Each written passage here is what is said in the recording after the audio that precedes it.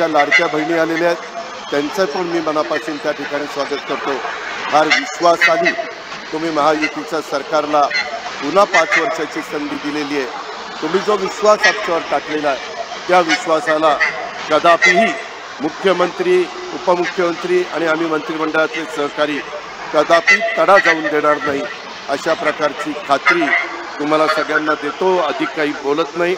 माझ्यानंतर एकनाथराव शिंदे, देवेंद्रजी आणि नंतर आपल्याला सगळ्यांना केंद्रीय गृहमंत्री अमित भाईंचे विचार ऐकायचे, त्यामुळे आपल्या सर्वांचे आभार मानतो आणि इथंच थांबतो। आपल्याला सगळ्यांना माहिती आहे, महाराष्ट्र हे देशाचं आघाडीचं राज्य। शेती, उद्योग, शिक्षण, व्यापार, सहकार, आरोग्य, गृहनिर्माण अशा अनेक क्षेत्रात महाराष्ट्राचा विकास वेगाने सुरू आहे। राज्यातल्या या विकास योजनांना, पायाभूत प्रकल्पांना गती देत असताना नरेंद्र मोदी साहेबांच्या नेतृत्वाखालचं केंद्र सरकारच्या माध्यमातून आदरणीय अमित भाई कायम महाराष्ट्राच्या आपल्या सर्वांच्या पाठीशी खंबीरपणे उभे राहिलेले आहेत। या अनेक उदाहरणावरून आपल्याला सांगता येईल। केंद्रीय अर्थसंकल्पामध्ये देखील जो मांडला गेला त्याच्यात तुमच्या माझ्या महाराष्ट्राला झुकतं माप हवं असेल, राज्याच्या सहकार चळवळीला मदत हवी असेल किंवा दिल्लीमध्ये महाराष्ट्राच्या हिताचा कुठलाही मुद्दा मांडायचा असेल तर प्रत्येक वेळेस माननीय अमित भाई महाराष्ट्राच्या बाजूने आपल्या सर्वांच्या पाठीशी ठामपणे उभे राहिल्याचं आपण वारंवार अनुभवलेलं आहे। अमित भाईंच्या या महाराष्ट्राच्या प्रेमाबद्दल राज्याच्या 13 कोटी जनतेच्या वतीनं मी त्यांचं मनापासून अभिनंदन करतो। महाराष्ट्रावरचं त्यांचं प्रेम यापुढेही असंच कायम राहील याची मी खात्री देखील बाळगतो। नुकताच 19 फेब्रुवारी झालेलं रयतेचे राज्य युगपुरुष छत्रपती शिवाजी महाराज, स्वराज्य रक्षक, स्वराज्य संस्थापक यांची जयंती आपण साजरी केली। आपल्या सर्वांच्या साक्षीने महाराष्ट्राच्या आराध्य दैवताला देखील मी वंदन करतो। स्वराज्याच्या संकल्पक राजमाता जिजाऊ मासाहेबांना देखील वंदन करतो। स्वराज्याचे दुसरे छत्रपती, स्वराज्य रक्षक संभाजी महाराजांना वंदन करतो आणि ह्या महामानवांच्या कार्याचा, विचारांचा वारसा खऱ्या अर्थाने पुढे नेण्याचं काम आज केंद्रातलं देखील आणि राज्यातलं महायुतीचं सरकार देखील करत आहे। आजचा हा कार्यक्रम त्याचंच प्रतीक आहे, हे आपण सगळ्यांनी बघितलं पाहिजे। मी देखील माझ्या गेल्या 35 वर्षाच्या राजकीय जीवनामध्ये अनेक वेगवेगळ्या प्रकारचे कार्यक्रम केले, परंतु एवढ्या मोठ्या घटकाला 20 लाख लाभार्थ्यांना मंजुरी पत्र एकाच वेळेस सगळ्या महाराष्ट्रात चांद्यापासून बांद्यापर्यंत मिळतंय। मूळ कार्यक्रम तुमच्या माझ्या पुण्यनगरीमध्ये त्या ठिकाणी होतोय आणि 10 लाख लाभार्थ्यांना प्रथम हप्त्याचं वितरण एका दिवशी होतंय। हा खरोखरीच आगळा वेगळा किंवा जयकुमार गोरेंनी सांगितलं तसं एक ऐतिहासिक आपल्या सगळ्यांच्या दृष्टीने कार्यक्रम आहे। प्रत्येकाचं आयुष्यामध्ये स्वप्न असतं, आपलं स्वतःचं चांगलं टुमदार घर असावं, मुलाबाळांचं चांगलं शिक्षण व्हावं, संसार चांगला त्या ठिकाणी मार्गी लागावा आणि तेच स्वप्न पूर्ण करण्याच्या करता तिसऱ्यांदा देशाच्या पंतप्रधान पदाची जबाबदारी मोदी साहेबांनी स्वीकारल्यानंतर संपूर्ण देशामध्ये 2 कोटी घरकुलं देण्याचा कार्यक्रम त्यांनी हातात घेतलाय। आमचा सगळ्यांचा प्रयत्न आहे की त्याच्यातले जास्तीत जास्त घरं तुमच्या माझ्या महाराष्ट्राला कशी मिळतील ह्याबद्दलचं काम हे आपलं महायुतीचं सरकार करतंय। आज नवीन घरात तुम्ही ज्यावेळेस बांधलं जाईल, घर चांगलं बांधून घ्या। त्याच्यात येणाऱ्या अडचणी तुम्ही तुमच्या कुठल्याही लोकप्रतिनिधीच्या कानावर घाला। सतत आम्ही देखील त्याचा विचार करत असतो। आज देखील जिल्ह्यातल्या वेगवेगळ्या भागातल्या आमच्या वेगवेगळ्या घटकाला इथं आपण पत्र देण्याचं, मंजुरी पत्र देण्याचं काम केलेलं आहे आणि पंतप्रधान महोदयांचं विकसित राष्ट्राचं स्वप्न आणि प्रत्येकाला घर मिळालं पाहिजे हे त्यांचे जे काही स्वप्न आहे ते आपल्याला सगळ्यांना प्रत्यक्षामध्ये आणायचंय। त्याकरता आपण सगळेजण प्रयत्नशील आहोत, ही पण बाब तितकीच महत्वाची आहे।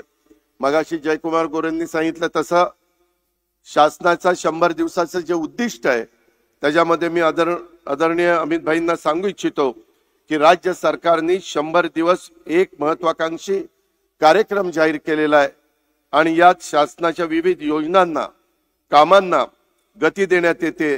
ग्रामविकास व पंचायत राज विभागाच्या माध्यमातून घरकुलांना मंजुरी, हप्ता वितरण, घरकुले पूर्ण करणं आणि भूमिहीन लाभार्थ्यांना जागा उपलब्ध करणं यासारखी देखील कामं आपण प्राधान्याने त्या ठिकाणी करतोय। राज्यात ग्रामीण आवास योजनेच्या अंतर्गत या 100 दिवसात महाआवास अभियान 1 जानेवारी 2025 ते 10 एप्रिल 2025 या कालावधीमध्ये राबवित असून मला खात्री आहे की 100 दिवसांसाठी ठरवलेलं उद्दिष्ट वेळेआधीच नक्कीच पूर्ण केलं जाईल।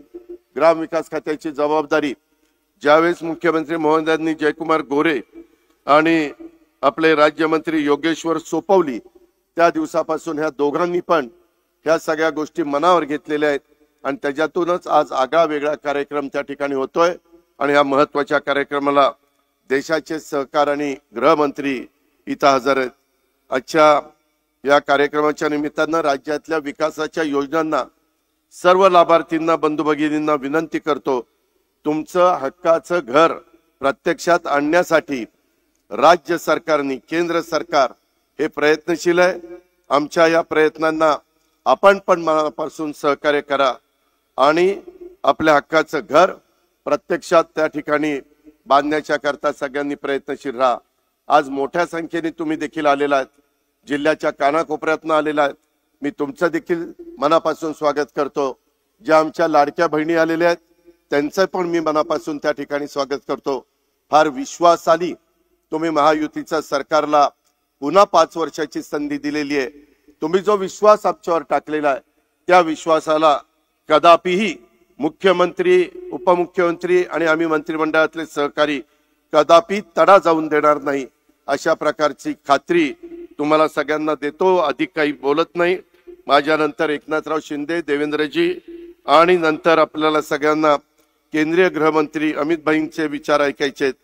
त्यामुळं आपल्या सर्वांचे आभार मानतो आणि इथंच थांबतो। जय हिंद, जय महाराष्ट्र। धन्यवाद पवार साहेब। यानंतर माननीय सशक्त करायचंय, त्याला त्याचं शेतीवाडी करत असताना तो सतत कर्जमुक्त राहिला पाहिजे। या पद्धतीचं काम आपण आता हातामध्ये घेतलेलं आहे। अर्थ विभागाची जबाबदारी माझ्याकडे आहे। आज माझ्या मायमाऊली बसल्यात। आमच्या विरोधकांनी टीका केली की यांचं सरकार आल्यानंतर योजना बंद करतील, पैसेच देणार नाहीत। असं नाही, आम्ही वचनपूर्ती करणारे कार्यकर्ते आहोत। त्या संदर्भातल्या त्रुटी असतील त्या त्रुटी मी काढीन। त्यामध्ये खरंच ज्या गरजू महिलेला पाहिजे होतं, जी खुरपणीला जाते, जी धुणं भांडी करते, जी झाडू पोतना करते, जी त्या ठिकाणी अतिशय गरीब कुटुंबातली आहे की तिला 1,500ची किंमत माहितीये, जी इन्कम टॅक्स भरत असेल, जी त्या ठिकाणी मोठ्या प्रमाणावर 65,000 रुपये पगार घेत असेल, त्या महिलांच्या करता 1,500 रुपये नाहीत।